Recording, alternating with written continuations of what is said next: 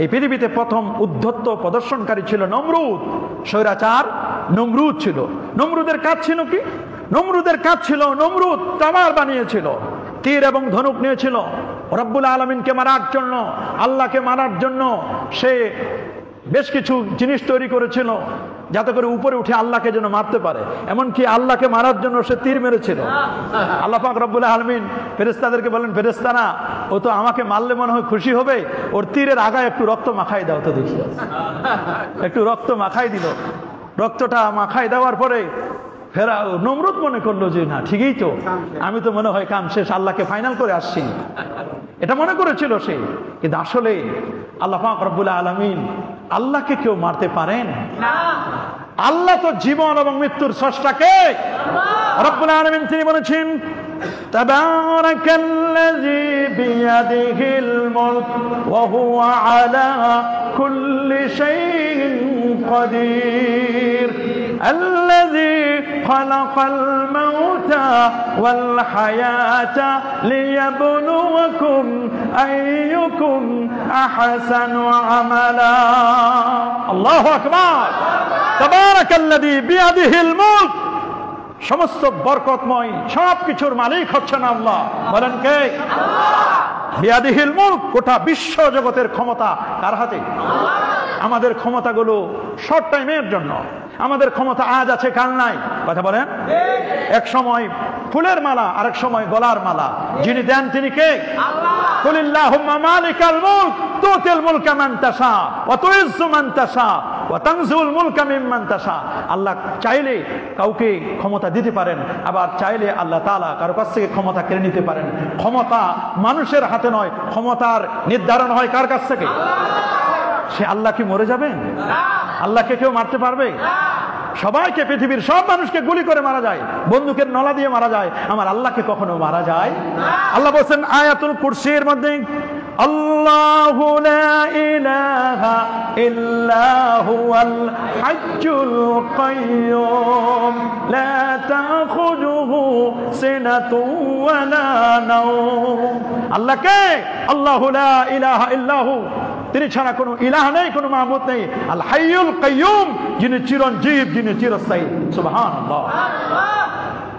সেই ফেরাউন, নমরুদ, হামান, তাদের মধ্যে প্রথম স্বৈরাচারী ছিল নমরুদ। কে? নমরুদ 400 বছর ক্ষমতা চালাইছে। কত? 400 বছর পৃথিবীতে উদ্ধত্ততা প্রদর্শন করেছিল।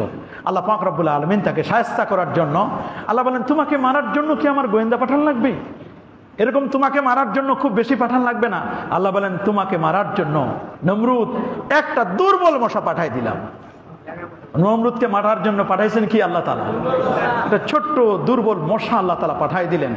এবং পাঠাই দেওয়ার পরে বলেন, এই মশাটা নাক দিয়ে ঢুকলো, ব্রেনে গিয়ে প্রবেশ করলো। ব্রেনে গিয়ে প্রবেশ করে মাঝে মধ্যে শুধু কামড় দেয়।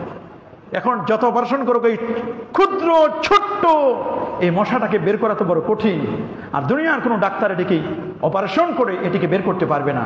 তাফসিরে ইবনে কাসিরের আল্লামা ইমাদউদ্দিন ইবনে কাসির দ্বিতীয় খণ্ডের 878 পৃষ্ঠার মধ্যে লিখছেন, 400 বছর যেমন পৃথিবীতে উদ্ধত্ততা প্রদর্শন করেছিল, খুব নিজেকে খুব বড় মনে করেছিল যে কেউ নাই আমাকে এই ক্ষমতা থেকে নামাতে পারবে, এরকম স্বৈরাচারী শাসকের মতো এরকম ভূমিকা যখন নিয়েছিল, আল্লাহ পাক রব্বুল আলামিন বলেন, এইরকম তোমাকে ঠিক সেম টু সেম বছর তোমাকে আবার আমি রেখে দিলাম। মশার কামড় খাও। মশার কামড় খেতে খেতে প্রতিদিন তাকে 20 থেকে 25টি বেত্রাঘাত করা হতো মাথার মধ্যে, কখনো কখনো হাতুড়ি দিয়ে পিটানো হতো। এক পর্যায়ে বিরক্তি হয়ে যে খাদেম ছিল, খাদেমকে বললো যে তুমি আর কত এইভাবে আস্তে আস্তে করে মারবা? মশার কামড়ে তোমার জীবন শেষ হয়ে যাচ্ছে, তুমি একটা লোহার স্যান্ডেল বানাও। তাকে বলা হলো কামারের কাছে গিয়ে লোহার স্যান্ডেল বানাও। লোহার স্যান্ডেল বানিয়ে, জুতো বানিয়ে শেষ পর্যন্ত বলল, তুমি যেখানে আমাকে কামড় দিচ্ছে মশাটা, ওই জায়গায় আমাকে একটা আঘাত করো। সত্যি একেবারে একজন নিম্ন শ্রেণীর, 4র্থ শ্রেণীর কর্মচারী, নিম্ন শ্রেণীর কর্মচারীর জুতোর স্যান্ডেলের আঘাতে কপালে বাড়ি মেরে এমন এক জোরে বাড়ি মেরল, নমরুদের মাথাটা চৌচির হয়ে গেল, ফেটে গেল। মশাটা বললো যে না, আমার মৃত্যুটা এই নমরুদের এই স্বৈরাচারের মাথার ভিতরে না হয়ে আল্লাহ তাআলা আমার মৃত্যুটা ভালো জায়গায় দিয়েছেন। ওখান থেকে বের হয়ে সে বের হয়ে গেল। সে মশার কথা কিন্তু আল্লাহ তাআলা কোরআনে বলে দিয়েছেন যে মশা, দেখেন একটা মশা মারার জন্য কত চেষ্টা আমরা করছি। কথা বলেন না, মশা মারার জন্য, ডেঙ্গু মশার জন্য কত চেষ্টা আমরা করছি, কত ভাবে এটাকে সাইজ করা হচ্ছে, কিন্তু এরা হলো আল্লাহ পাকের সেনাবাহিনী। আল্লাহু আকবার বলেন। আল্লাহর সেনাবাহিনী, এগুলো কখনো কোনো ধরনের অন্যায় করবে না। এই মশা যখন আল্লাহর প্রয়োজন হবে তখন আল্লাহ তাআলা এদেরকে পাঠাবেন।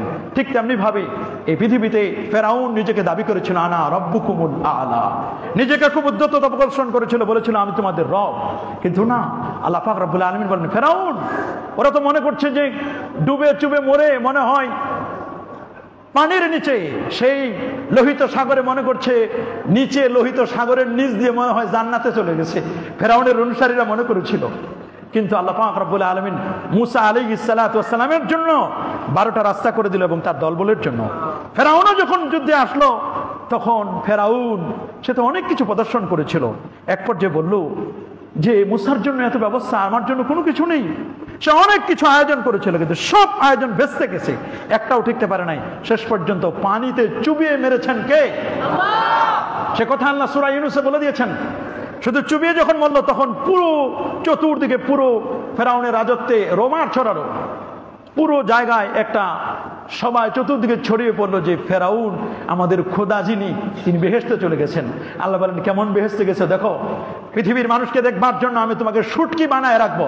আলিয়াউমা নুনাজ্জিকা বিবাদানিক, তোমার দেহ পৃথিবীর মানুষ মরে গেলে পচে যায় অনেক দেহ, কিন্তু তোমার দেহটাকে আমি পচন ধরাবো না, তোমার দেহটাকে আমি কিয়ামত পর্যন্ত আমি রেখে দিব, যেন পৃথিবীর মানুষ দেখতে পারে যারা খোদা দাবি করবে, যারা নিজেকে প্রভু দাবি করবে তাদের কি শায়েস্তা, তাদের কি শাস্তি। এটি কিন্তু আল্লাহ পাক রব্বুল আলামিন কিন্তু দেখিয়ে দিয়েছেন। পৃথিবীর মানুষ আজও সেকেন্ড রামেসাস ফেরাউন সেই মিশরের আপনার পিরামিডে কিন্তু এখনো আছে, আছে না? তাহলে পৃথিবীতে যারা উদ্ধততা প্রদর্শন করে তারা কিন্তু পৃথিবীতে বেশি দিন টিকতে পারে না। Life is short but art is long. মানুষের জীবন কত অল্প দিনের, 60 বছর, 70 বছর, 80 বছর, 100 বছর। 100 বছর জীবনে আপনি এমন কিছু করে যাবেন, এমন কিছু কাজ আপনি করবেন যাতে করে মৃত্যুর পরে আফটার ডেথ, আপনার মৃত্যুর পরে মানুষ যেন আপনাকে স্মরণ করে। গত জুমায় আপনাদেরকে বলেছি তামাতুন কামা তাহিয়ুন, তোমার মৃত্যু হবে তেমন। দুনিয়ার জীবনটা ছিল যেমন, এই দুনিয়ার জীবনটা কেমন হবে, আপনি মরণের পরে মানুষ যেন আপনাকে গালি না দেয়, আপনার মৃত্যুর পরে মানুষ যেন আপনাকে নিয়ে সমালোচনা না করে। কারণ রাসূল মুসাল্লাহ তাসুব্বুল আমওয়াত, মৃতদের সমালোচনা করো না। তারপরেও তো আমরা মৃতদেরকে গালি খাওয়ার ব্যবস্থা করি। আমি এমন কোনো কাজ করব না আমার বাপ দাদা গালি খাওয়ার ব্যবস্থা হবে, এমন কাজ আমি করব না। রাসূল বলেন তোমার মৃত্যু হবে তেমন, তোমার জীবনটি ছিল জীবন, আর তোমার মৃত্যুটা হবে যেমন, তোমার পুনরুত্থানটা আল্লাহর দরবারে তুমি উঠবেও তেমন। আল্লাহু আকবার।